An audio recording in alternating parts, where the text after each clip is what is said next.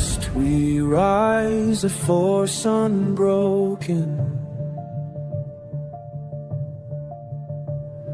with banners high and hearts awoken. The sound of pipes, our war is calling. Like thunderous waves, our duty is falling. Stand tall, together we fight, with courage found in every breath. We'll fight like lions, defy our death. In unity our hearts shall sing, the legacy of warriors through every reign. With battle cries we forge our fate, in fields of valor we elevate. As shadows loom, our spirits gleam. Brothers in arms, we are the dream. Fearless, we take the night, with courage found in every breath. We'll fight like lions, defy our death. In unity, our hearts shall sing, the legacy of warriors through every reign. As dawn breaks, we know our name.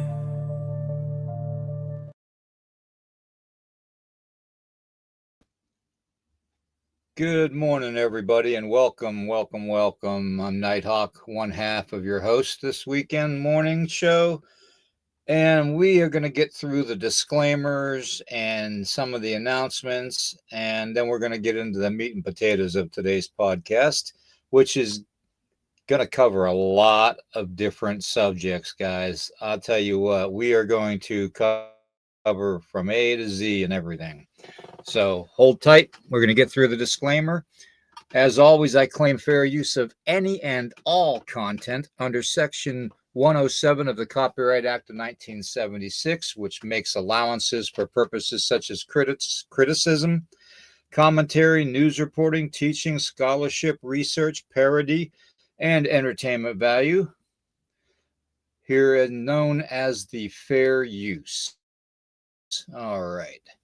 Furthermore, I wish to acknowledge that not all the opinions and theories mentioned during the podcast are not necessarily the opinions or views of Nighthawk High Strange's podcast channel, or AKA William Nighthawk, me. We at Nighthawk High Strange's YouTube channel and Facebook channels merely bring the open format of discussion, the possibilities of topics happening in the past, present, and future. Please join the Nighthawk High Strange's YouTube channel family by subscribing, and please hit that like button. Please hit that like button. Join the chat family, being respectful, and please put all questions in capital letters. Thank you.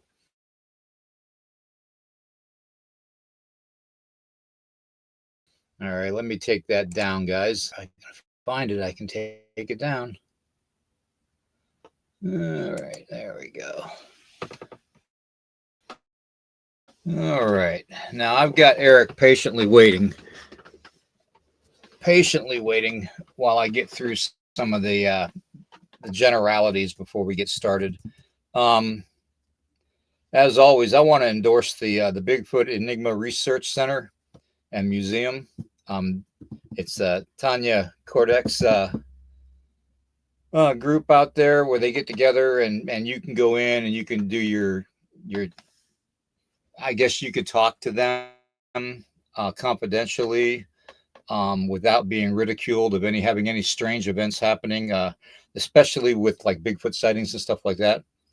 So they're located at 205 Lawson Boulevard, Clayton, Oklahoma. 74571 is the zip code. And while you're there, take a picture with the Bigfoot they've got there set up, and who knows might be popping in. So that being said,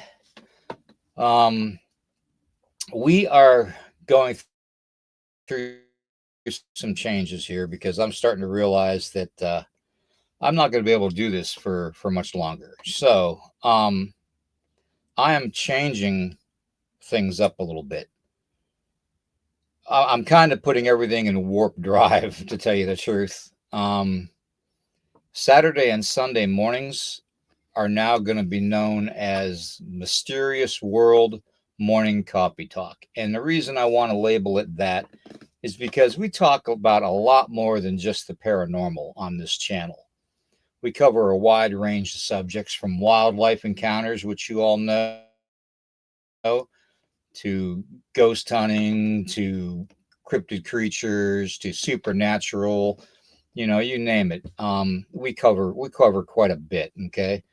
And including, civilization built on top of civilization, which is a big thing that Eric and I push. So we're going to rename everything Mysterious World Morning Coffee Talk for Saturday and Sunday mornings. Okay. Now, that being said, I'm going to try and limit the amount of lives that we do. I tested out something Thursday night. Some of you were on there and some of you weren't, where it was like a throwback Thursday replay night. And I played a podcast that I did a couple years ago about a ghost hunting group and all that I interviewed. And it seemed to go pretty good. I was in the chat with everybody, talking to everybody in the chat. And, but YouTube hit us for a copyright on it. And I kind of know why they did it, because this individual is he's claiming the music was his. And so I just removed the music from the intro. I'm going through the stages of starting, and developing my own intro and outro, separate from what I have this morning on here. I want to update everything, get everything up to speed. So that's going to be changing. And we covered the morning show name change. The reason I want to change things up is it's getting difficult for me, and it's also getting difficult for Eric to physically continue going on the scale that we're going. We're not a big group of people that do this for money. I wish I could do this for money, to tell you the truth. It would be great, but we don't. We do this because we enjoy it. Okay, and we enjoy talking to you guys. That being said, that's why I'm probably going to be eliminating the Friday night podcast, Into the Red Rabbit Hole. Not that I'm going to archive it and put it on the back burner, but I think I'm only going to do it a couple times a month instead of every week. Okay, I can't commit to it every week, so at least a couple times a month we'll do it. That being said, I'm going to turn Eric's mic on, and we'll get into things and say hello to everybody and get into the subject matter. And I'm surprising Eric today, everybody. So please, be gentle, because I'm surprising him. There's nothing tricky about today's podcast, but it's just some really off, mysterious world type of stuff we're talking about. Okay. So, that being said, Eric, how are you doing this morning, man? I've had better days, but I'm able to sit in a chair again. I tested it yesterday. As long as I can't be in it all day, but I can sit in it for a while. Good. I know we got everybody in the chat right now. We got 16 people in the chat. Really? I thought we'd have more than that. Wow. Okay, we are. Let me see here. The first subject I want to talk about is, some of the programming we got going on. You all know David Lester and I are doing the Wicked Wildlife Encounters podcast on Wednesday nights at 9 p.m. And I had to schedule it that slot because probably going to be the easiest going for internet for that time and day. I don't know why there's so much problems with Fridays trying to get to get an internet signal that's viable for the podcast to work, but that's another reason why I'm slowing down on the Friday nights. It's going to be a hit or miss with the internet in our location at least. But there's other things I've got planned in the works. I'm going to be putting out. You all know I've been doing a lot of short videos and stuff too. 1-2 minute videos from other podcasts and stuff. But I'm going to be putting out some 20 to 30 minute videos also. One of them I have coming up is going to be a superhumans type of a thing, and then I'm going to get into a little bit about the Anastasi. Okay, there's really a great mystery out there when you're dealing with the Anastasi, and I've always been fascinated with it, and not because I'm Native American myself, but because there is something to be said about the weirdness of them just completely disappearing. Okay. So we're going to be covering a video, 20 to 30 minute video about that and what I think some of the links to their mysteriously disappearing could be. So watch for that video coming up pretty soon. Okay. That being said, our first subject today. How many of you watched Scooby-Doo when you were younger? Scooby-Dooby-Doo, where are you? We have some work to do now.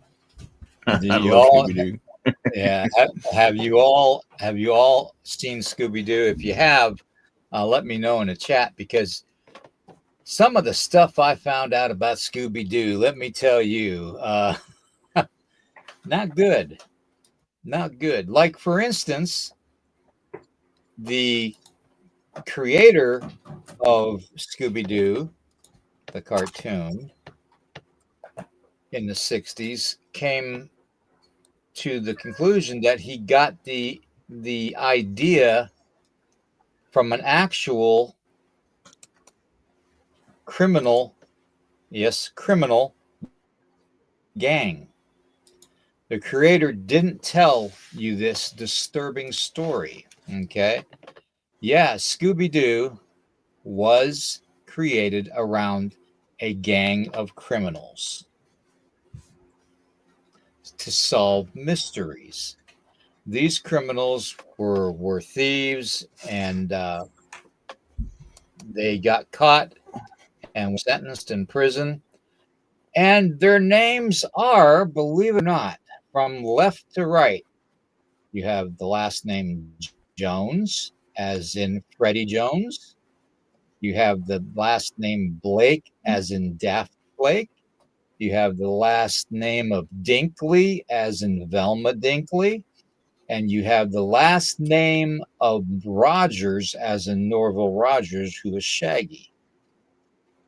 Very disturbing. The creators of this group, of this show, actually got their information from interviewing all four of them people in prison. I'll bet you nobody knew that.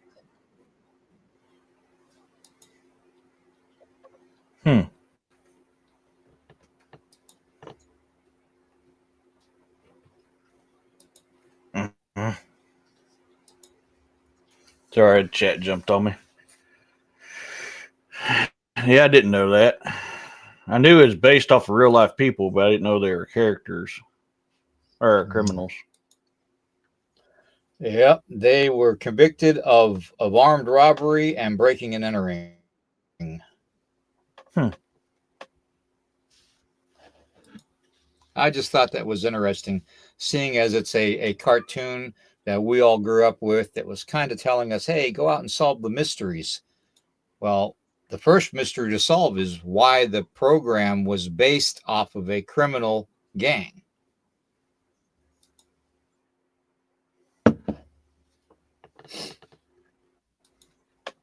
Yeah, it's I want to hear this one. They let me see here. Oh, great. There goes my notes. 1968, I believe, was the first Scooby-Doo episode.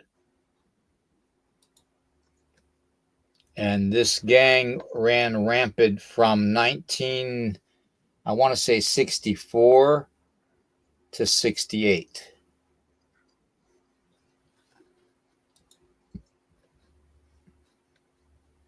Hmm.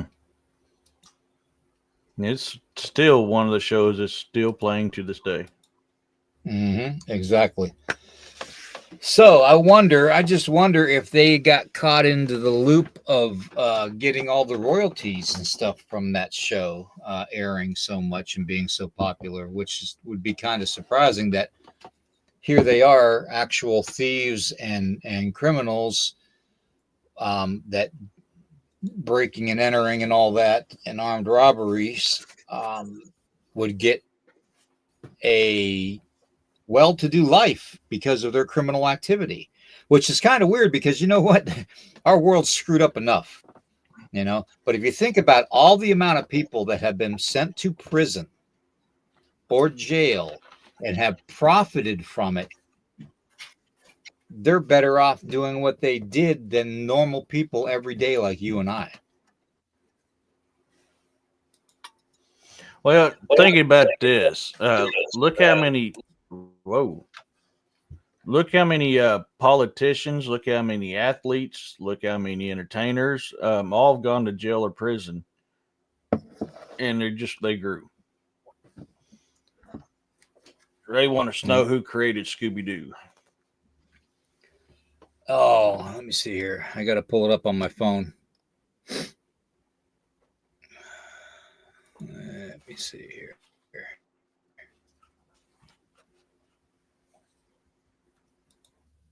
I've got it on my phone, so give me a second and I'll look it up. This was a show I was going to do a while back concerning them.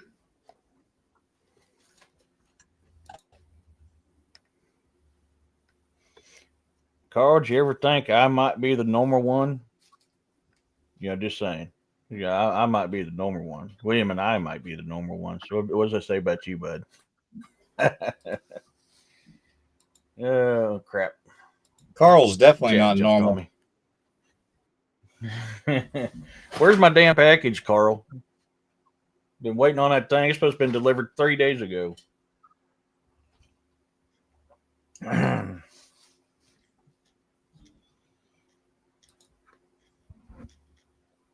say you're right, Ray.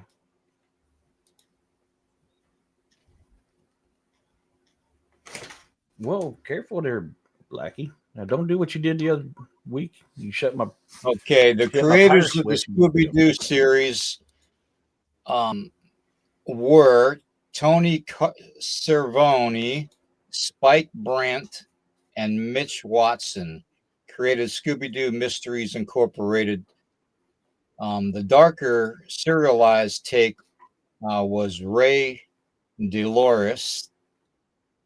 Developed Shaggy and Scooby-Doo Get the Clue in 2006, which focused on Shaggy and Scooby inheriting the mansion of okay. Don't need all that. Yeah, Ray Dolores.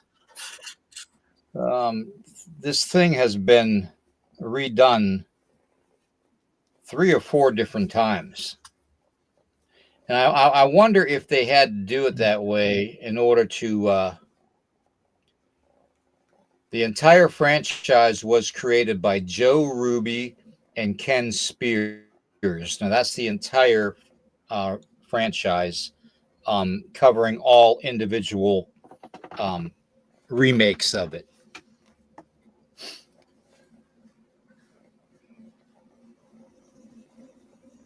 Let me see. I just thought they were a bunch of stoners.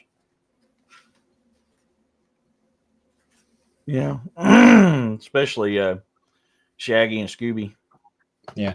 The decision to focus exclusively on Shaggy and Scooby-Doo and Shaggy and Scooby-Doo Get a Clue was created by Choice Productions team and creator Ray De Laurentiis, aimed at revitalizing the franchise in a new format.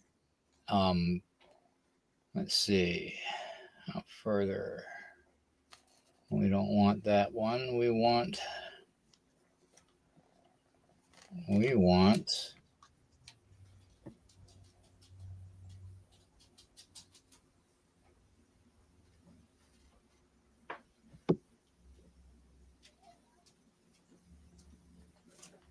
Hold on here. Give me 1 second, guys.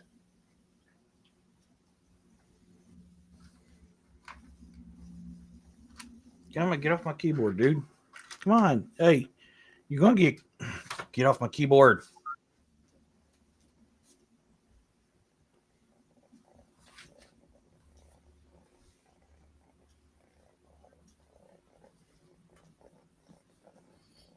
Okay.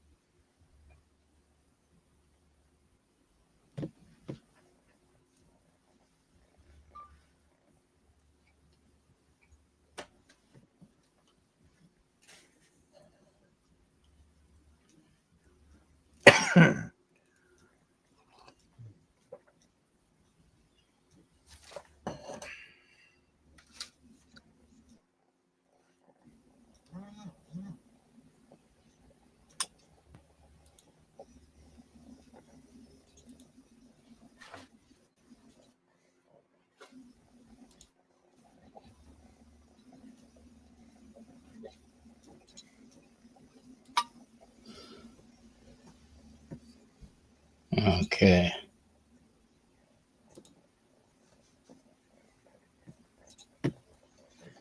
All right. Let's see. It was Fred Silverman that visited them in prison to develop the actual sitcom. But they're trying to say that the Fred Jones character could also be based off of Dobie Gillis.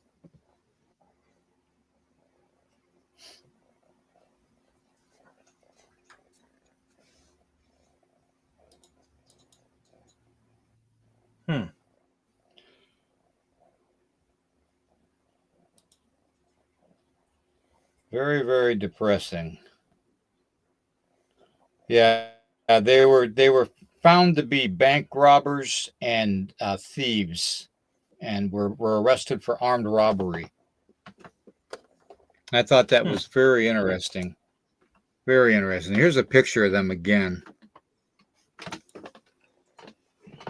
Monica's wanting to know if they actually had a dog named Scooby. I don't believe so. I think that was the whole premise of just getting the characters for the background for the show. I don't believe that they had a dog, to tell you the truth. I just found it very, very weird that a cartoon, a children's cartoon at that, would be based off of off of criminals. You know, I found it very interesting. Now, to change the subject up a little bit here, how many of you like wildlife and follow wildlife rarities? Because I got a couple things I want to show you today that are going to blow your mind. We covered a couple of these with the Wildlife Encounters, the Wicked Wildlife Encounters podcast, but not all of them. Did you know that they have crows trained to pick up cigarettes in Sweden and deposit them into a container, a litter box container that drops treats for the crows? That shows you how smart crows are. Oh, yeah, crows can even talk. Exactly. I thought that was just amazing. I wanted to bring that up again. I thought that was just fascinating because that goes with a lot of other things that we see happening. There is a bear, a black bear, as a matter of fact, that is amazing. What? Meet Fat Albert. Yeah. It looks like Meet Fat Grizz Albert. almost. That is Fat Albert, and it's said to be a Arctic polar bear. Hey, hey, hey! Fat Albert's on his way. Yeah, you better hope that Fat Albert's not on his way. I'll tell you that right now. Oh, I think God. that's just freaking incredible. I Holy ain't crap. Could you imagine that bear getting on the hood of your car? Oh, God, dude. I wouldn't have to worry about giving him diabetes. He's already got it.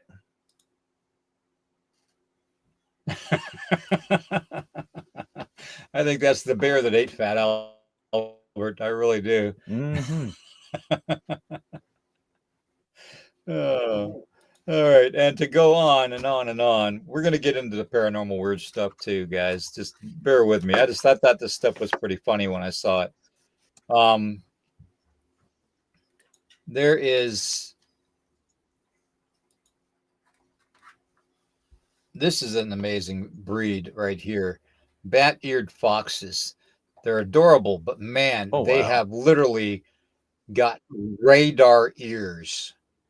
They literally have radar ears. Now, normal foxes and normal wildlife canines will listen to small rodents and stuff that are under snow and stuff, but these things go at it 24/7 in every season after these little rodents and stuff that are in under the ground, and they literally use their skills to and ears like sonar, being able to pick up where the prey that they're looking for is.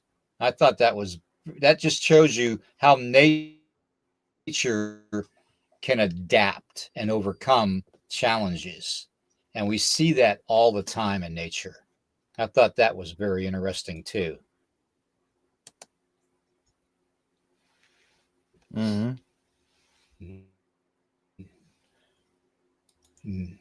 Now I'm going to show you guys something that'll blow your mind. How many of you watch butterflies and stuff during the summer and the springtime? Mm-hmm. Well, check this out. This is the world's largest butterfly. The world's largest butterfly. Let's take that comment down if you would, please. Yep. The Queen Alexandria birdwing can reach a wingspan of about 10 inches. That's a very, very big butterfly. Now we know the lunar moth is a very big moth too, but this thing dwarfs that moth. I thought that was amazing. And this is all just ways that nature overcomes challenges. This thing probably got picked off by prey all the time until it became bigger. So I thought that was amazing, the way it adapted and overcame its challenges in the wild.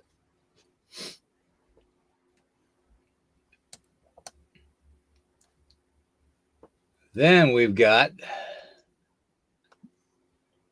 the smart little cutesy type of thieves and criminals that come in and get into your Trash Panda. Your liquors. Drunk raccoon passes out after breaking into a liquor store. That was a funny video. I wonder if its name is Carl. Carl, what you been doing to the raccoons? I thought that was just hilarious when I saw that on News Nation, and I want to thank News Nation for posting that because that made my night when I saw that. I had to bring it on this morning and show you all. That was hilarious. A raccoon literally passed out after breaking into a liquor store. That's amazing. And you notice he's by the porcelain god just in case he got sick. So I have no clue what that's like. I've never prayed to the porcelain god willingly.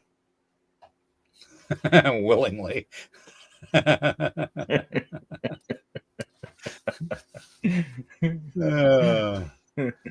Anyways, those are just some of the things I wanted to show you guys this morning to kind of make your day a little bit brighter, a little bit funnier. How has the activity been at your place, Eric? Has it picked up any, or has it calmed down? Holy crap, dude! Whew. Yeah, we got some stuff to talk about tonight on my show. Holy crap!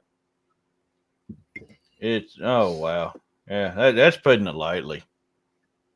That is putting it way lightly. Why don't you go ahead and put a teaser out, that way everybody can know to tune in today. Well, we'll just say, with everything going on, I was taking a shower the other night, and as I was getting out of the shower, the dogs jumped up and started doing some very aggressive snarling and barking at my window. And no, that's just one of the few things that's happened lately. The activity is definitely picked up. So what do you think's causing it to happen? Man, I don't know. I don't know. I mean, you and me been talking about something that's been happening and dealing with it. And it seems about the time that started ramping up. So that's one of my theories. Another one is I just think they're just not afraid anymore. Well, I'm going In fact, to. I'm to the point now. With everything that's going on that I have been getting my Norse runes of protection ready because I want to start marking my windows and doors. That is what's been going on. Huh. Amazing.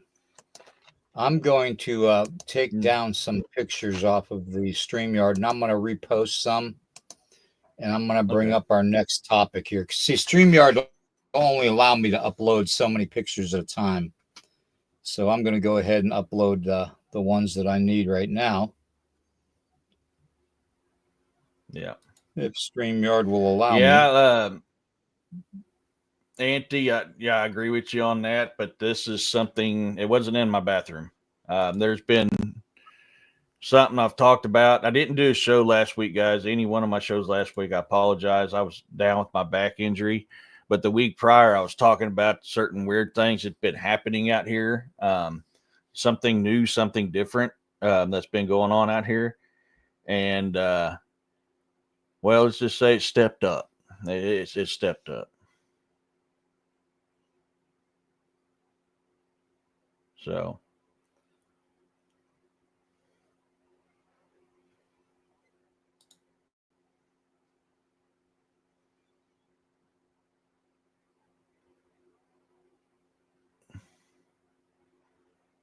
But, yeah, I was outside looking in, Auntie. Yeah, it was outside looking in, yeah. The image I had in my head, I mean, I couldn't see it. I tried to look for it. I mean, this is, and I'm talking about, I've had a lot of weird stuff going on. A lot of it was going on, and it's just gotten a little bit more aggressive, assertive, I guess. I don't know how to put it. Not so much aggressive as assertive. But I've actually I'm relearning my Norse ruin protection stuff and relearning how to combine them for a more effective barrier. So,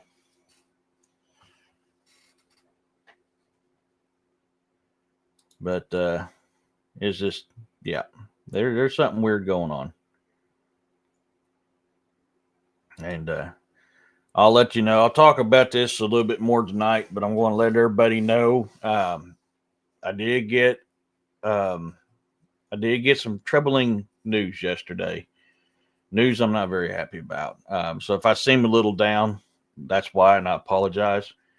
I've got to have knee surgery. There's no way around it. I've got to have it. I've got a fracture. I've got multiple tears, and I've got displacement on top of swelling and everything else. Depending on what type of surgery they're going to do will be the type of, or be determine how long I'll be down. But I'm looking at being down 6 to 12 weeks. So if I seem a little down, sorry. That's I've been trying to avoid that, but after the X-rays and the MRI, there's no way around it. I've got to have knee surgery.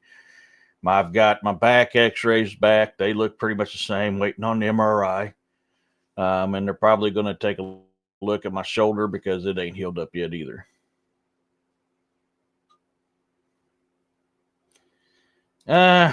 Maybe Auntie is just, I don't like going under the knife. I don't like surgeries because that creates weak spots. And surgeries are not always the way to go, but, oh God, Monica. Yeah, no, I'll know more when ortho calls me, but, so yeah, I'm just kind of down in the dumps, you know. Hey, Jonas side. Which I've got a little over 6 weeks of time off saved up at work. So, I mean, if it's a 6 week mark, I'll be okay. If it's 12 weeks, I'm boned, you know. So, you know, I'm praying and hoping that it's just a 6 week mark or less. Yeah, I don't either. But,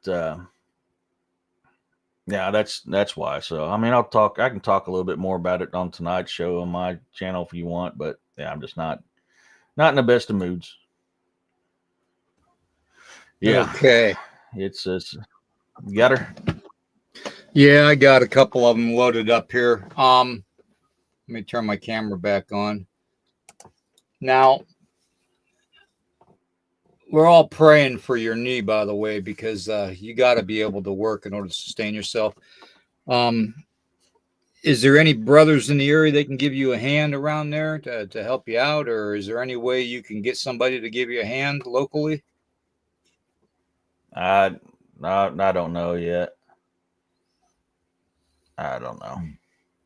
Well, let me know. I mean, I know me, and I'm going to be stubborn, and I'll end up.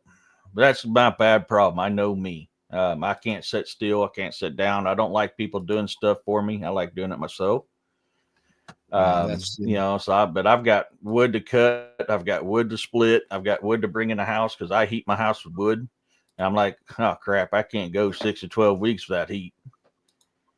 So I don't know. I'm trying to place it all together. Well, getting back to the wildlife things real quick. Yeah. Before we get into the other things, there's one more I wanted to show you guys, and that is this amazing information that was displayed the other day. 1 drop of camel's tears carries antibodies powerful enough to neutralize venoms from 26 different snakes. I found that interesting. They never really tell you where they get this stuff from. But apparently this is from research that was done over in Saudi Arabia, as a matter of fact. And some of the venomous snakes they have there. So I'm not sure if it works for like copperheads and rattlesnakes around this area, but I found that fascinating how another way that creation was created to take care of itself. You know what I mean? I found that very, very fascinating. And, we find this a lot in nature and we tend to overlook it. Okay. But before humanity became industrialized and super intelligent, apparently, thinking that we're number one on the planet, when actually we're barely getting through number two. I found it fascinating that everything before we existed was literally on autopilot. Everything. It was designed that way. And I'm a firm believer that everything is connected, and everything is connected, and eventually humanity will find that out. Okay, eventually humanity will find that out. But the earth doesn't bleed because it's not alive. This is a blood red waterfall that never freezes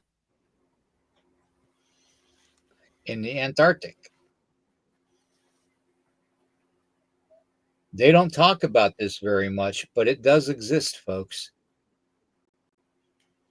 Yeah, they say that's because of some kind of mineral. It's the reason why it's that color. But to them, it's always something with a mineral. Exactly. They're always saying that it's iron in the water that turns the water blood orange and red, or other minerals. But you know what?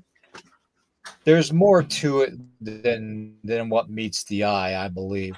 Okay. And, I'm always telling you guys to question everything. Well, here's something that you guys should investigate even further, because there's all kinds. We all know that the Antarctic area has all kinds of weirdness, just like the North Pole does. Why, since we're in that season, okay, of perpetual bliss and joy, and come bearing gifts for everybody and their uncle and brother, we forget what the season's for. And it's almost like it was designed that way, to forget. And I'm not saying that I'm actually saying that for a reason, because in my belief, I see too much commercialism going on, too much capitalism going on, and the way that we're going is down a path right now where we're just going to self-explode. We are. Humanity is going to be doomed. Okay. But there is hope. Did you know that this gentleman right here, who I believe could possibly even be immortal, because apparently he's 200 years old, Morgan Freeman lives on a 140-acre ranch in Mississippi. Okay. He has devoted his entire ranch in Mississippi to raise honeybees to pollinate the crops and stuff around that area. 140 acres to it. He actually converted his 140-acre ranch into a beehive. He's doing what he can to sustain the way the world was created to take care of itself. And he's go ahead. He's one of the few famous people that actually give a crap about humanity, gives a crap about history, gives a crap about nature. He's one of the few that actually does. Exactly. I'm not going to say he's an immortal. I don't know. I mean, all that could be CGI'd, could be AI'd. I'm not going to say he's immortal. I'm not going to say he's not. I don't know. Well, that one If he picture is an he's one of the 1800s few. picture. Yeah, that one picture is an Yeah, I mean, 1800s picture, though. So I'm not saying it's the same person. I'm saying that we all have right. doppelgangers. We all Well, have and lookalikes. They say there's like 7 of us that live around the world that look like us. Okay. yeah, I Um, mean, well, on top of so that, it's already it's proven that after so many generations, you'll look like an ancestor, like identical. I look just like some of my ancestors from 5, 6 generations ago, and I'm not an immortal. I mean, that stuff right. does happen. So I mean, and that's something people don't put into this research when it comes to immortals. That does happen. There's a guy now named Jesse James that looks identical to his great great great grandfather Jesse James. That stuff does happen. It does get passed down.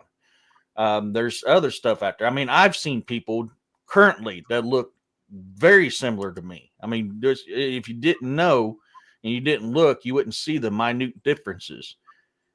But that happens. But I can honestly say with that dude right there, if he is or if he isn't, it doesn't matter. He's one of the few people to actually give a crap about humanity and nature. And we Yeah. need more people like him. We do. Yep. Exactly. We need to steer away from so much technology, guys. We really do, because it's starting to affect the world in an adverse way. And it just seems like the more certain parts of humanity get involved into the technology part of society, not naming any names, Elon, but you know, it just seems to me like we create more of a problem the more technologically advanced we get. We create more problems for the earth. And I mean, look what they're Mhm. doing with all the the chemtrails in the sky and stuff, and the weather manipulation. They're literally destroying Mother Earth. They really are.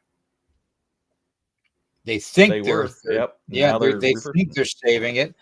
No, they're still doing that stuff, Eric. Just because they don't do it in Mhm. certain states doesn't mean it's not being done. Because what they do to the Yep. entire world affects us.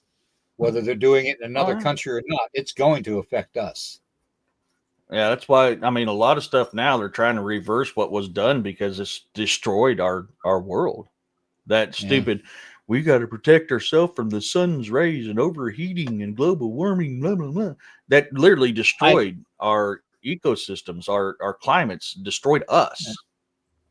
I think the oligarchs that are in control and have always been in control, the cabal, whatever you want to call them, the shadow Mhm. government, whoever they are, the reptilians, the certain hidden bloodlines, whatever you want to call them. I don't give a rat's ass what you want to call them. I think they have always been in charge. They will always be in charge. They don't give a shit about humanity as a whole. Okay, and that they're going to continue going from nation to nation to see how far they can push the nation of people. Okay. I do believe that there is something to be said about special people on this in this world, on this planet, in this world, in this realm, whatever you want to call it. There's a certain type of people, and some are led to be deceived, and others deceived to be led, if that makes sense. And I think the ones that are in power around the world, including this country, are deceiving to be led. I think they're the ones that are just the puppets for the ringmaster, the controllers of this world.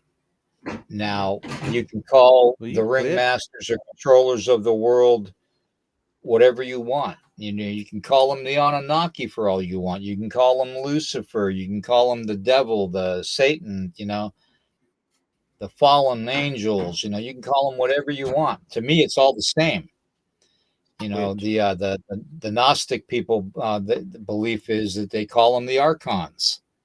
you know, and they're deceivers. They're energy vampires. They're going to wear you down and base their growth, their strength off of your weaknesses. Okay. Now, this is something I posted yesterday on social media. How many of you have ever seen this device? Um, that looks familiar. I'm trying to remember. That is the so-called alleged wristwatch of the Anunnakis. Oh, okay, yeah. Okay. Okay. This is not a watch. This is not a flower of life. Okay. This is literally a portal device. Okay. What this is a representation of, in my opinion, and through my research, and trust me, I've done a deep dive down this. Trust me. Okay. I've been in and out of every religious text I can find and studied this. This is a representation of a portal. Okay. Now, what you have here, if this was the flower of life, these so Mm-hmm. called petals would overlap each other like a natural flower would do. On this device, they don't overlap, they are side by side in parallel. This is a representation of a device that was worn to take people from one parallel world to another that had the technology at the time, which were the Anunnaki. Okay. And the reason I say that is because this can open up a portal. Okay. This device can open up a portal located in every corner of the world. Okay. And one of those locations is where I've talked about previously in several podcasts. Okay. Where a lot of high strangeness happens. Okay. So, that being said, you'll have to put your thinking caps on for that one because I'm not going to mention the exact location because I don't want anybody to come at me with legalities. Let's put it that way. Um, but yeah, this is a representation of a device to open portals. This is a representation of parallel worlds, parallel universes, or whatever you want to call them. It is not the flower of life. If it was the flower of life, it would be overlapping petals, okay, as the design dictates. Okay. This is a representation of this. You know what that is? That design, that circle with a dot in the center, in the exact center, is a representation of a portal called the monad. Okay. Which in certain religious beliefs is the portal that the archons, the demons, the reptilians, the Anunnaki, whatever you want to call them, hid from humanity. So humanity wouldn't be advanced enough to figure out how to get through that portal or that gateway. Okay. This is from my research. Okay. And I'm sure Urso's got something to put in on that too. Um, it's all connected. Okay. And I'll say that till I'm blue in the face. I know I will, but it's the truth. Signs, symbolisms, patterns exist in this world for a reason because someone and something is trying to wake humanity up. Plain and simple. Okay. Otherwise, you wouldn't have repeat patterns in even humanity itself, like Morgan Freeman and all of us. Okay. You wouldn't have the genetics traits. And some people chalk it up to cloning too, by the way, which, yeah, the cloning does happen, but that's not the only reason. Immortals happen, but they're the ones that are actually in control, or they're the ones that are being manipulated to control this world. Okay. When you have Sumerian kings that could reign for 70,000 years and 20,000 years and 12,000 years, you might as well call them immortal. And I believe that bloodline is still here. I don't believe that bloodline is left. Okay. And I do believe through my research that so-called watch, or that so-called, device that looks like a flower of life is not neither one of those things. It is literally a representation of the portal, one of the portals that they hide from humanity.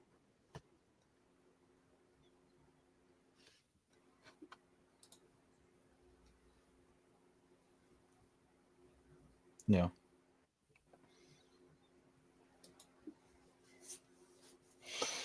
Well, we've covered this multiple times. People think you can just go in and out of a portal, free willed and nilly light. It's like, no, you got to have the correct frequency to enter that portal. Each portal's got a different frequency. If you don't have the key with the right frequency to enter that portal, bad things happen to you. So, I mean, when you're talking about what they call the watch, I think it's a key. I think you're right. I think it's the frequency set for that type of portal. It's a key. I think that those petals are representations of crystals. I really do. Mm-hmm. I can see And that. Yeah. I think that those crystals had a certain frequency that opened. Now, see, there is a difference too, though. We have to think about this, guys. When we're talking about portals, we probably should get away from labeling everything that we see where something comes in and out of as a portal, because you have portals, okay, and then you have gateways, okay. Gateways are what I'm talking about that this represents, okay. Gateways are a way to literally take one world and shift it into a parallel world, okay. Whereas a portal, you take one object and you put that object through the portal, okay, to get to whatever's on the other side, okay. There's a difference. Gateways are designed, and even in biblical texts in the book of Enoch states that they are huge, and you can literally take a world and put it through the gateway into another parallel world. So you have two worlds on top of each other. Now, if CERN figured this out and realized that, we're just going to deceive humanity and say we're opening up a small portal and we're trying to take, devices and stuff in and out of it, like in Stargate, maybe they're doing the gateway instead. Maybe they screwed something up so much that they shifted our base world, our reality, into another parallel world through that gateway. Okay? Because there is a difference. You have portals and you have gateways. And we need to make sure that when we talk about the whole portal theory, that we steer away from putting everything capable of going in and out of a portal. Basically, time travel is a portal, okay? Because you're sending one person back in time or an object back in time, okay, through a wormhole into, an existence of the past or the future, whatever you want. And that portal collapses, and then you have to try and find that frequency again to reopen that portal to come back. Okay. Well, not everybody comes back. Okay. And therein lies the ancient astronaut theory. Therein lies a lot of the, let's take, for instance, the picture of the kid standing at the Gettysburg Address that is in modern clothing, okay, and just standing there, okay, to verify the fact that he was there. How do we know that these individuals even got back? You know? Mm-hmm. So to me, a portal is a smaller opening where you can go either in time jump or world jump, okay, through it individually, or like, say, a craft, something, that like we see in the skies at night, moving around in the skies at night. A gateway is something that you would shift an entire reality through, or a world through, into a parallel world.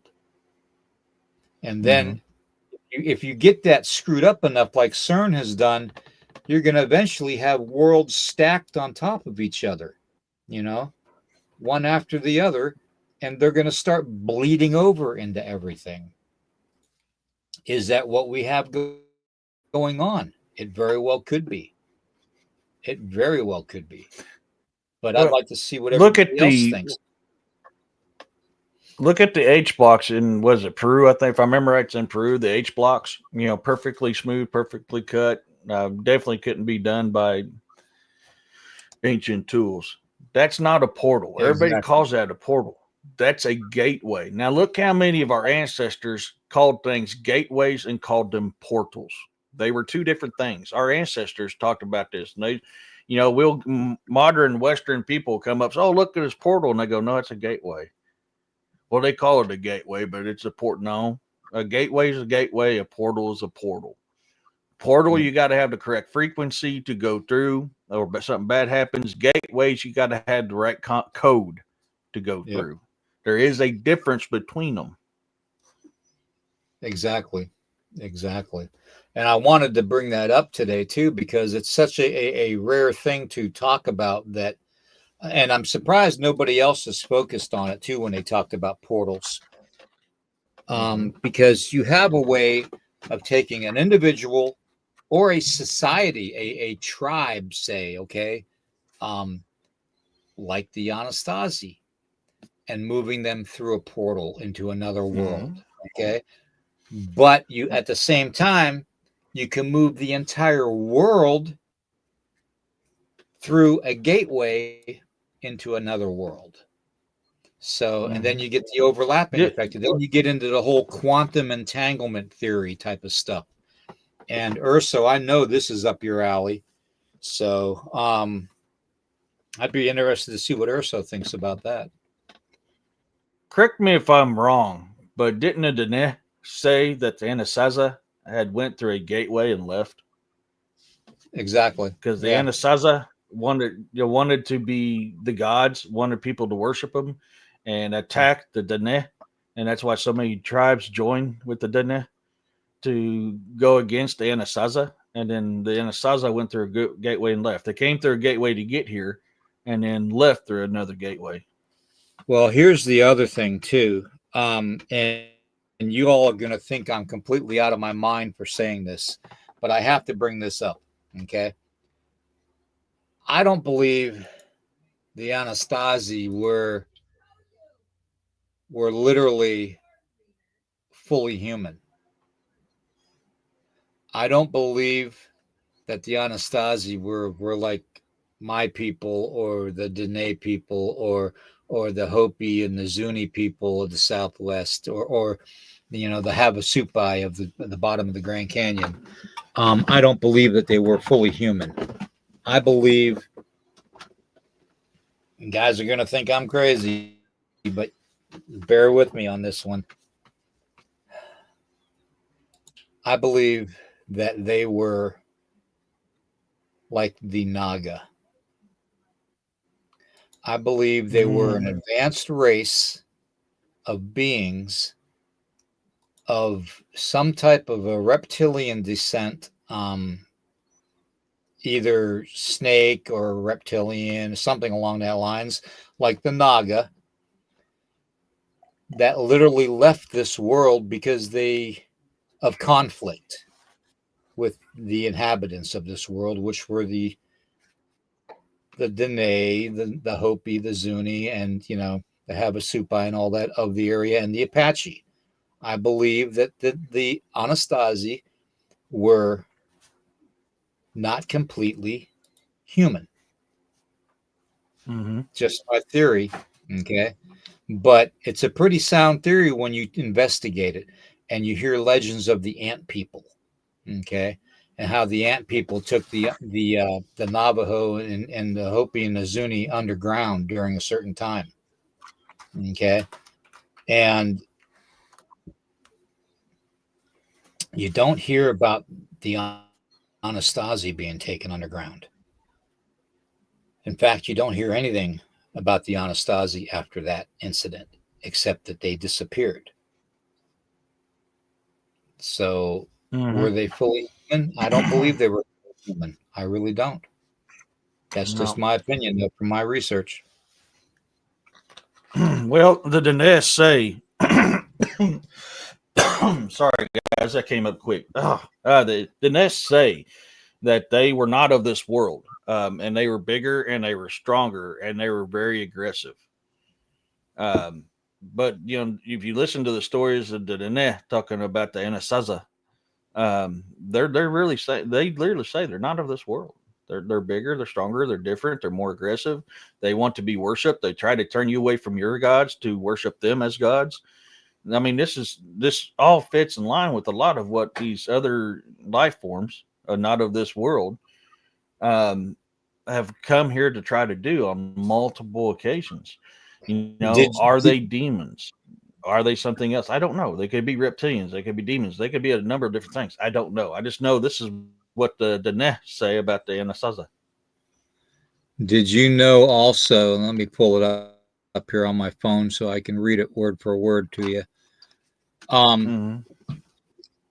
This is I'm going to show it on my phone onto the camera, so you guys pay attention to this if you could, please. This is a breakdown of a Alpha Draconian bloodline, okay? And this is something that I have on my phone to remind me of certain bloodlines. And I want you to see on this list, clear as day, in the center, it says Naga. Okay. It also says King Yu. Okay. Which I believe is a way of saying kaiju. Okay. It also says seraphim. Okay. So check this out. Naga. Yeah. This is the entire bloodline research of the draconian bloodline that I have researched. Now, the draconians were said to come from where? Yeah. The belt, Orion's belt, ain't it? If I remember right. Exactly. So the thing of it is, were the Anasazi the Naga? I believe they were. I believe that is the connection to confirming that the reptilian bloodline is the Naga bloodline, which is a representation of the people that were called the Anasazi at the time, that were trying to war with the native people. I know there's going to be people out there and historians out there that are going to say, oh, he's just some crazy old Indian. You know what? Yeah, I'll be the first to admit it. I am a crazy old Indian. Okay. FAFO. Okay. But plain and simple, my bloodline research, those that know me know my research is pretty solid. Okay. And I spend hours upon hours upon hours of every day and night. Whenever I think of it, I go right to it and I'll stay at it until I figure it out. And that's another reason why I get so worn down.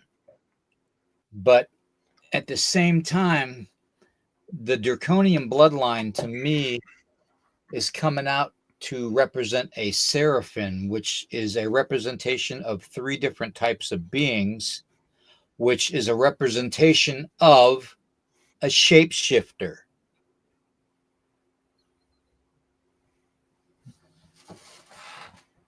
Think about it.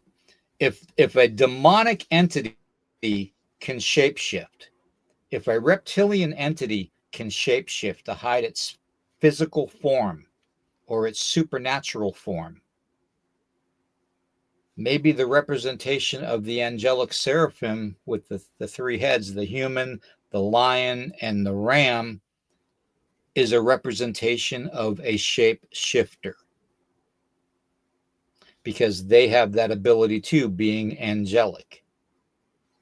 And I think, like I've always said, in those days, in the days of the Anasazi being around, the days even before Noah, we had a different way of labeling things, a different way of naming things.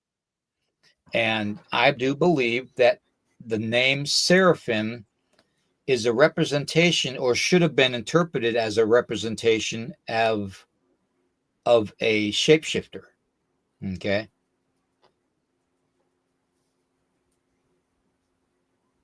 Yeah. We did have a couple questions here. I started them so I wouldn't lose them. Yeah, go ahead. Both of them are from Christopher. It says, "Have you guys ever heard of the 100th monkey syndrome?" I've heard of it, but I've not dived into it because it really seems a little weird to me. Yeah, I think I might do some research on that later today and see if I can come up with something for next weekend, Christopher, just so you know. Okay. Yeah, I've heard of it also, but I don't know too much about it right now. Yeah. I thought it was interesting. I thought it was Sorry, also interesting, though, Eric, that the word King Yu, which could be a representation of kaiju, was in that list of bloodline descendants too. So, yep. you know, I mean, are we dealing with a multiple overlaying of a description of something that is just one thing being renamed time and time again as humanity advances? Or are we taking a multiple representation of beings from one specific bloodline of the draconian race?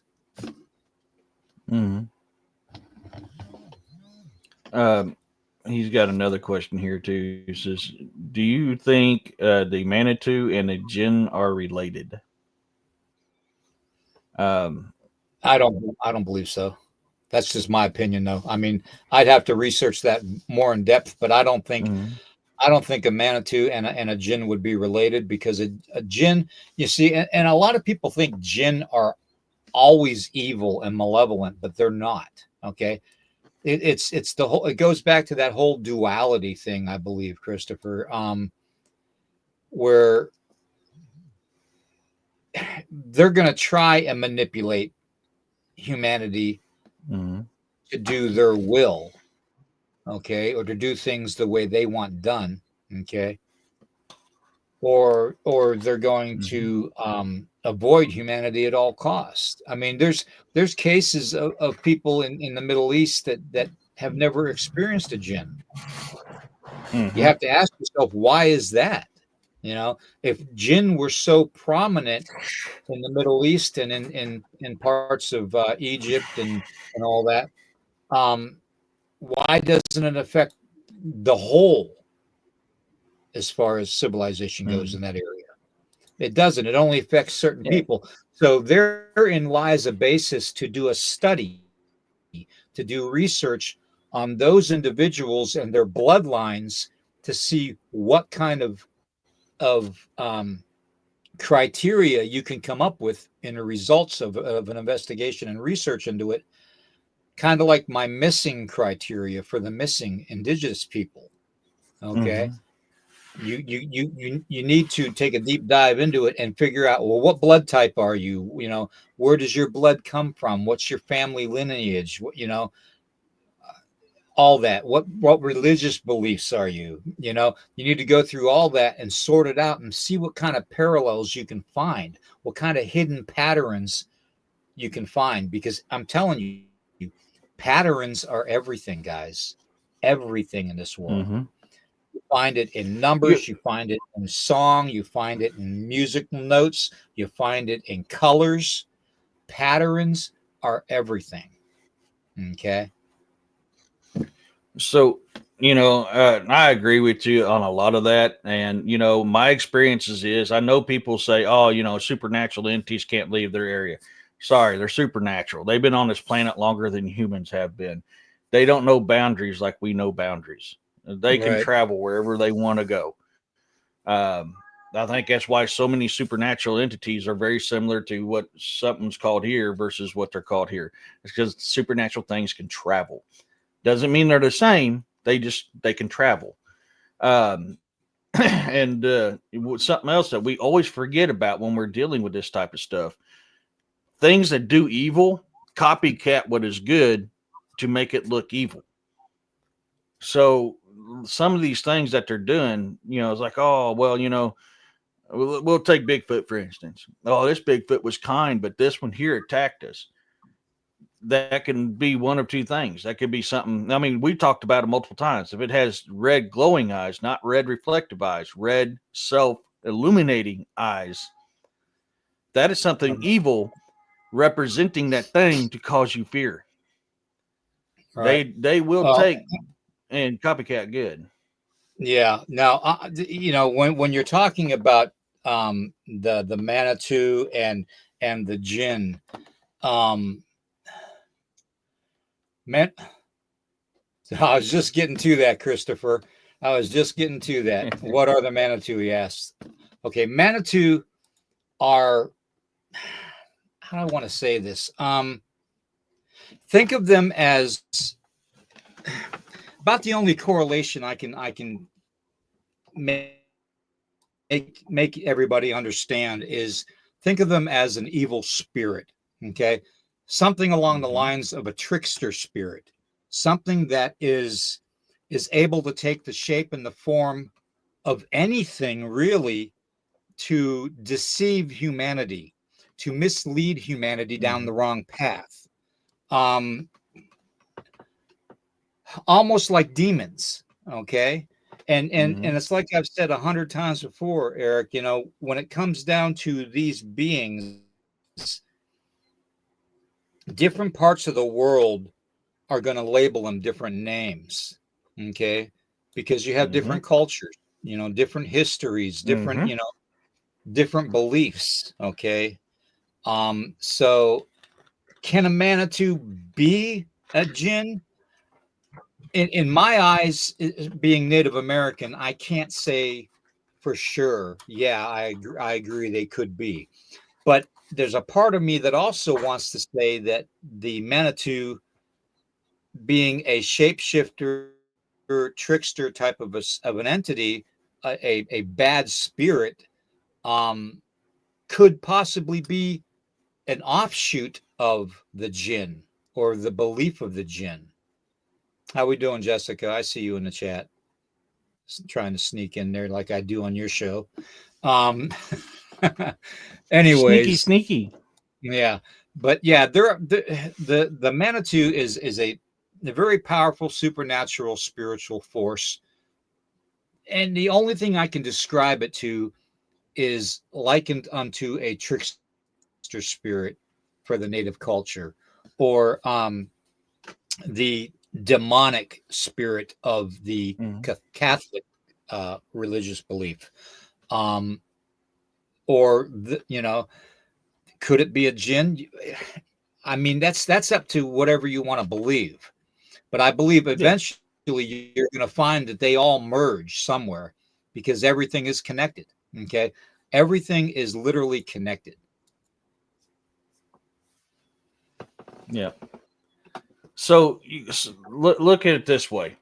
I agree with you 100%. We call things a certain way depending on where you're at in this world. We really do. Well, no. Yeah, we do. What? Mouth? That reminds me of those kittens outside. Dang. They all come up to the front door now, Eric, and want to come in the house now that it's cold outside. Yeah. What? Could you imagine? Seriously? Do you want to come on and say something? You're being very vocal. Do you want to come on and say something? Well, come here. Yeah. All right, come here. Big baby. Yes, Jessica, she does. She says no, hi, and hello. But you're absolutely right. Each culture has a different name for something, and then they can be something very similar. They absolutely can be damn near identical. It's just this culture calls them this one, this, and this culture calls them that. Blackie, quit being jealous. Come on now. And the name Gitche Manitou is one name for a creator spirit. Okay, a creator deity. It doesn't, and even the word Elohim means gods. Okay, it means multiple. Okay, and there are some parts of the Bible that were missing, some of the missing apocrypha that state that there are multiple gods. So maybe there are multiple gods. Okay, well, it's this. Each nation of people are going to say a different name for it. So Gitche Manitou could mean Wankantunga to the Lakota, okay, or the Great Spirit to the Cherokee. I mean, it could be anything really. So I don't know. I mean, this is all stuff that needs to be thought out. Yeah. Think on it like this, and come on, man, you're doing it. That's my hat. Look at it this way. You don't get taught this, but if you actually read it, you'll see it. And God said, I created man in our image, in the image of the gods. That means there's more than one. Now, is he the great creator? Is he the great mystery, the great grandfather, the God above all gods, the supreme God? Absolutely. I think that's who Yahuwah is. He is the one that created all things. But there's other gods too. In Norse mythology, you'll call him Odin. In Greek mythology, you'll call him Zeus. I mean, in Lakota, Wankantonka, he is a god of many names. He is known many different ways. Now, can humanity appropriate what he was and his feelings and his thoughts? Absolutely. Humans do that quite often. Right. In Norse mythology, Odin is, loves war, loves battle. Did he always be that way? Probably not. I've seen this even in Muslim religions while I was over in a big kitty litter box. Some of them believe that, we got to kill all infidel. Not all of them believe that. It is not taught that in the Quran. Actually, the Quran is very similar to what we know as the Holy Bible, as in the Torah. That's two brothers. Literally, the creators of Judaism and the creators of Islam are brothers. They're half brothers. Right. So that's why the similarities are very similar. Even in the Quran, it talks about Jesus and his works. And that's how you also have to understand too, though, we get all these multiple labels on and names on things. that could literally be the same thing, just because it's in a different locale, or an area with a different culture, could be named something different. But they could be the same thing. But we don't know because, we're of our culture, and we're just learning the other cultures, That's like the whole way of finding out what that the bracelet that, or the watch, whatever they call it, that the Anunnaki wear. How I came up with the conclusion that that's not a watch, that's not a flower of life. If it was the flower of life, it would be overlapping petals.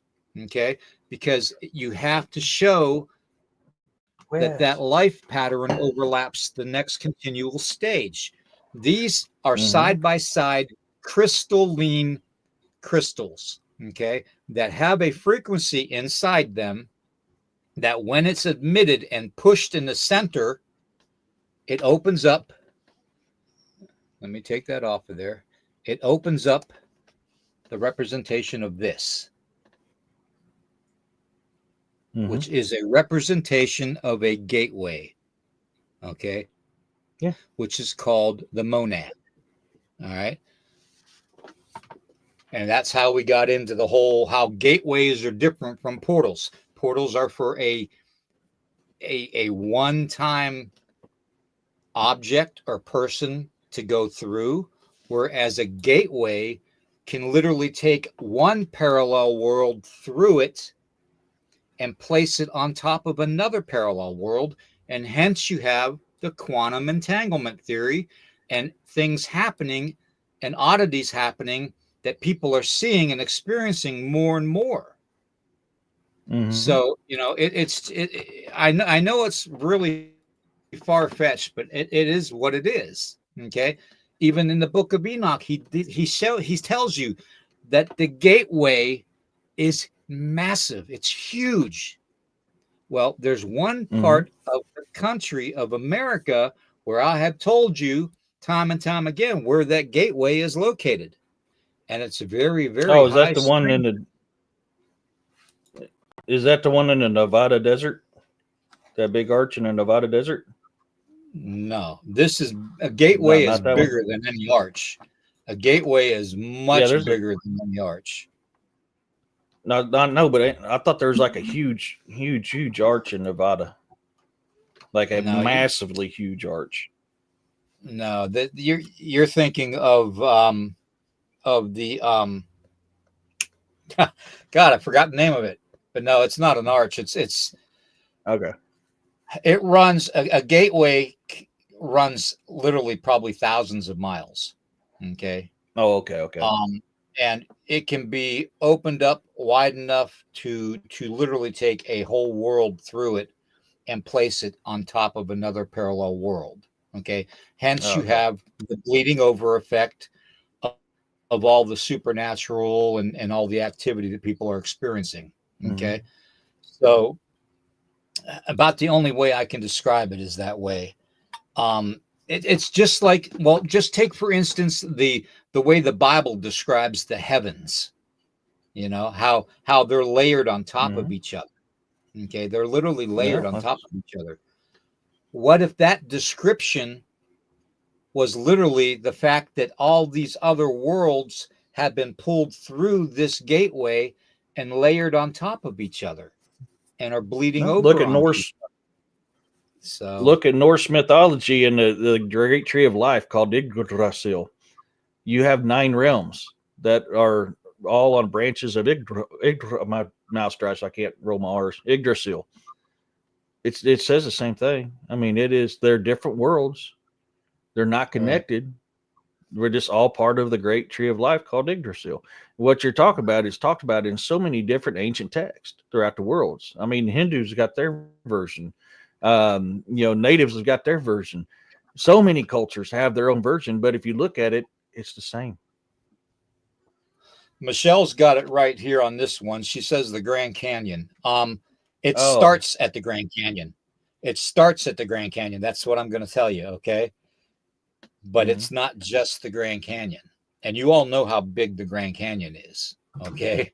You're talking massive 4-state region, basically. This That's a gateway, huge bitch. yeah, this gateway goes from the Grand Canyon all the way up into parts of Idaho, actually, and Utah. Idaho. It's the whole.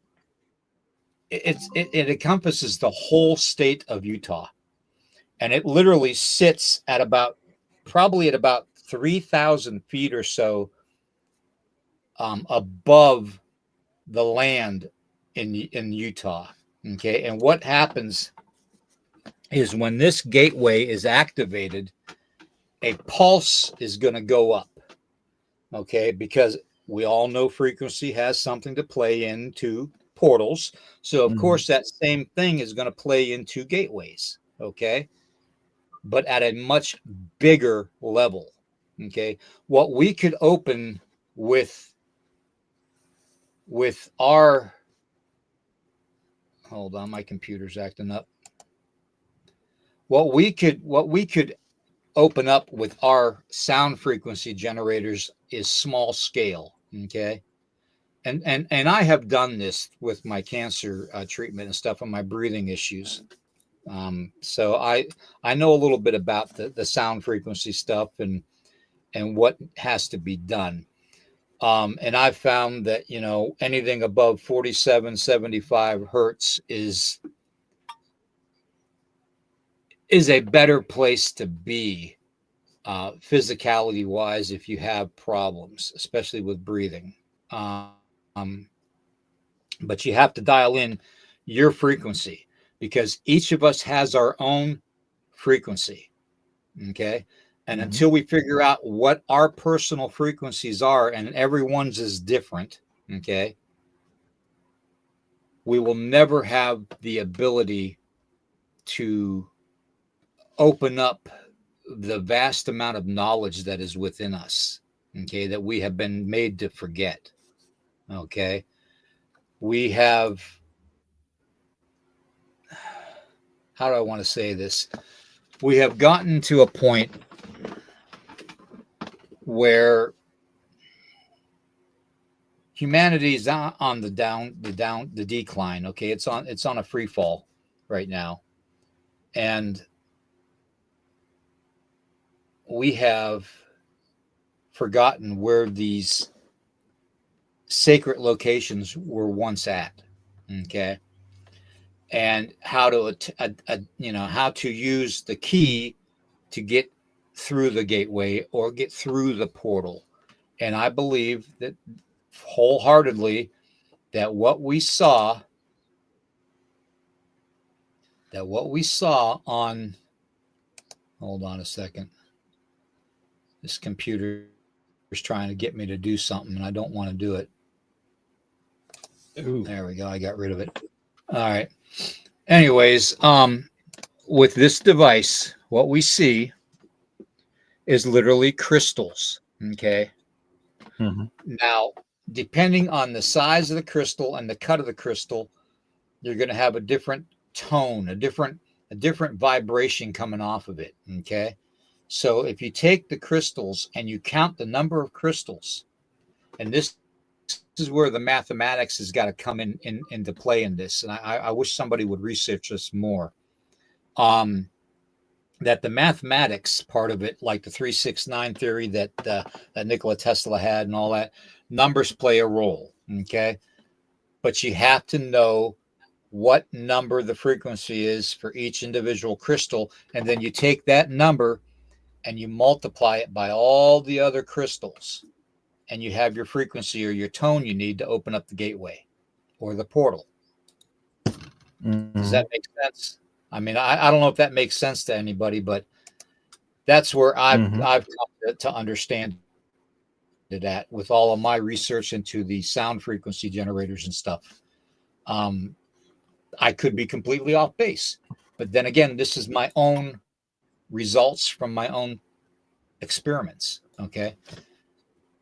But I could be completely off. But I can tell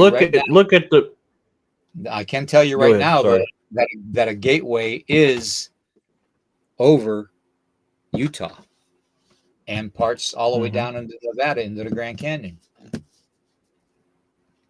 Yep. Look at what's coming out in the world. They're called med beds. It's a Nikola Tesla invention based off old healing techniques. Okay, what does it use to heal? It uses frequencies. Whatever ailment you got has a different frequency to heal that element. That tells you right there. You can't just stick with one frequency. You got to have multiple frequencies. Depending on what's going on with you, depends on the type of frequency you got to have to heal from that. Which is why I've always been a firm believer that each and every one of us has our own separate frequency, our own separate energy field around us that has its own number system to assign to it, whether it's in Hertz form or any other mathematical equation form. We all have our own number. Now it could be, a 0.1 or a 0.25 off of somebody else's, but I'm under the belief that the only reason it would be that slight of a difference is because somehow you might be related to that person, if that makes sense. That your gene, your DNA is equal to their DNA, but you're given a slight little bit of a difference of a frequency to show that you're a different individual from your relative. Hey, you know what? And it's just research and theory, okay? But I just want to put that out there to everybody. Yeah, so I mean, you got to keep that in mind.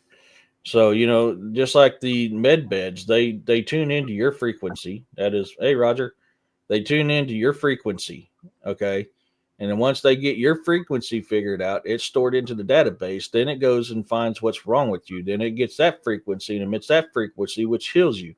You're absolutely right, because that's exactly how the med beds work.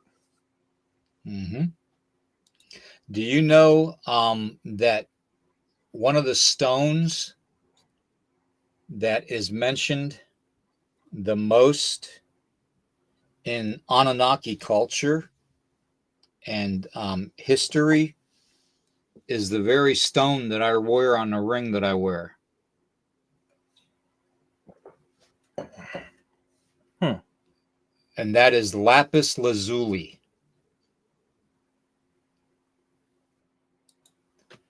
Do your research on lapis lazuli.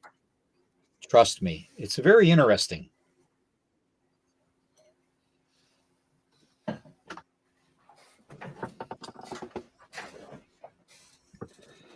Anyways, I just wanted to go through this today and talk a little bit more about it in depth and see what you all thought.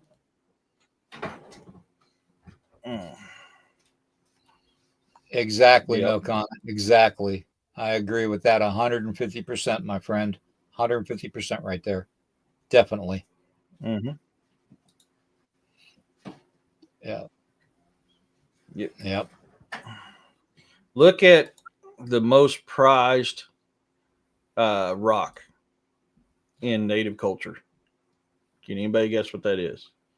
It is the one that's the most sought after, and it's the one that most Native people like, and a certain tribe owns the mines to it, but it has special powers to it. And yeah, you're right, turquoise. Look what all that does. And you know that that the actual turquoise, what its spiritual representation is it's supposed to increase your love. It's supposed to gift you love, and give off that vibration of unconditional love. Well, take that in consideration to what a certain God was brought to this world to teach humanity. And that a certain lesser God is trying to hide from humanity. I'm telling you, if anything with frequencies comes true, people are going to find out that the frequency of unconditional love being up here at Get a off my much keyboard. higher level, higher level than hate or negativity. Hate and negativity is where the lesser demonic trickster spirits and jinn want you to be. They want you to be on that lesser vibrational field, that lesser frequency, so they can use you, so they can tap into your energy. Okay. But if you're up here, they can't touch you. And it's like I've always said, when you're dealing with Off my keyboard. humanity, don't think with this brain. Think with your heart, because your heart is your first brain. Okay. Otherwise, it wouldn't be connected to the palm of your left hand, which, how do Native Americans greet people back in the day? They hold up their hand. And what do they say? They say, how? Okay. How are you? Okay. Well, that's not only a representation of the six, seeing if you've got six fingers, but that's also a representation to see if you have the mark. Okay. See if you're of a certain bloodline. So, and again, this, I'll say it again, for entertainment purposes only. Okay.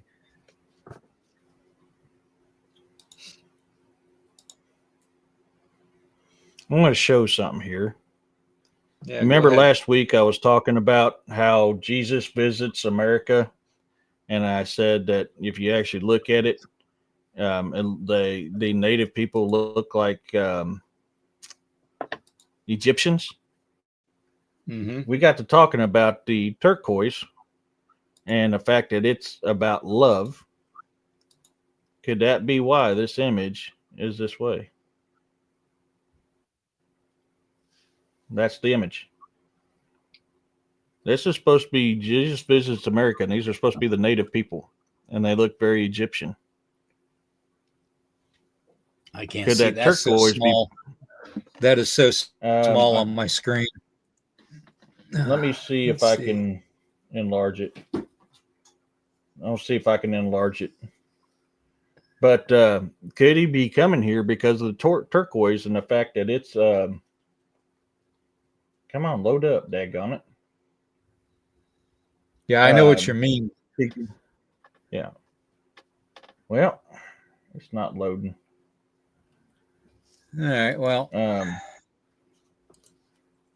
let me see if I can get my spectacles on to look at it. oh crap. I was trying to see if there's a way I can enlarge it. But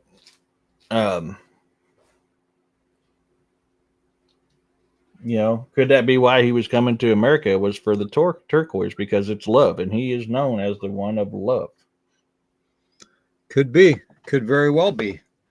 Vibrations are going to, when you're dealing with vibration and frequency, you're going to be drawn towards something. You're going to be, it's like they always say negativity draws negativity. Positivity draws positivity. Well, sadness brings sadness. It's all about the frequency and the vibration you're putting out. You're gonna attract, and you're gonna be able to sense the vibration or the frequency of something.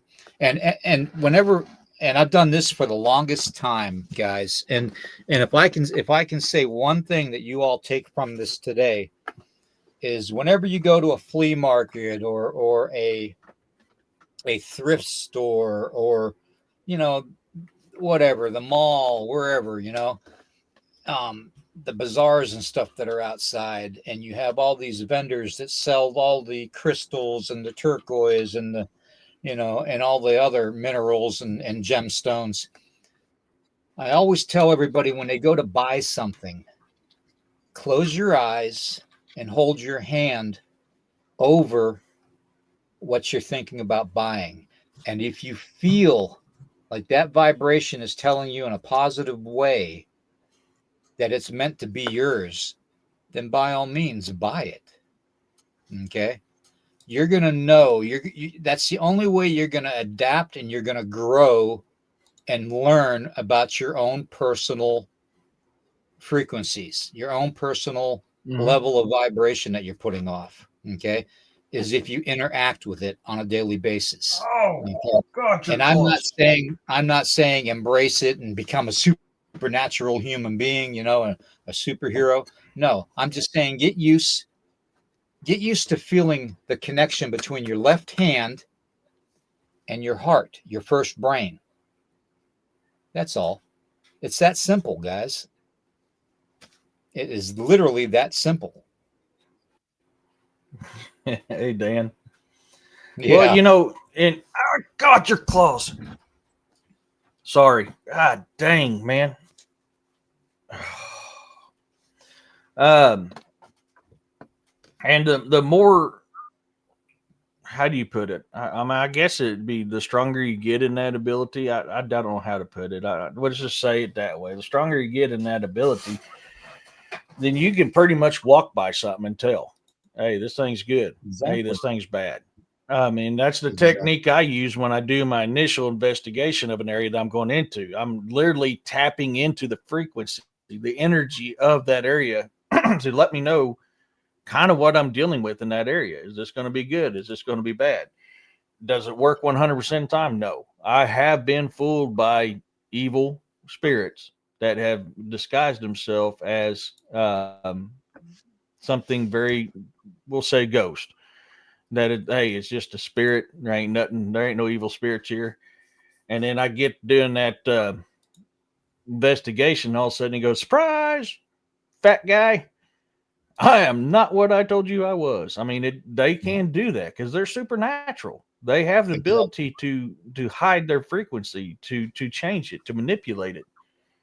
Yeah. So exactly. I mean, it's not a 100% foolproof deal, but it's going to give you a good idea. Exactly. So, well, generally, if I can't do a pre-initiation investigation, when I'm going around with my EMF detector, now I'm doing it during then. But generally, I like to try to go to a place once just before I even do the investigation.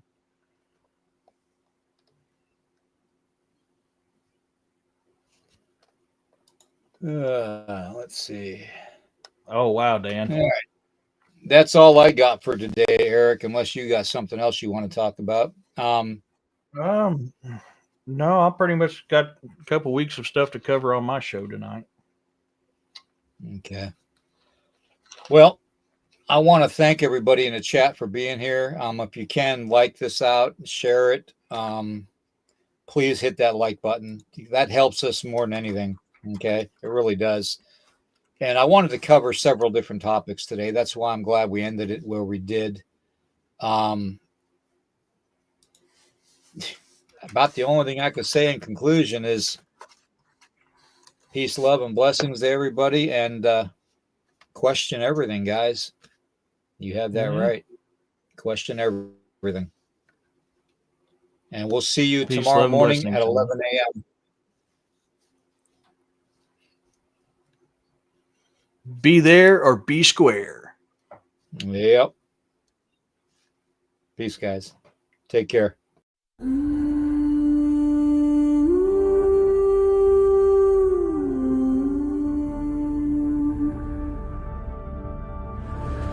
the mist we rise, a force unbroken, with banners high and hearts awoken. The sound of pipes, our war is calling.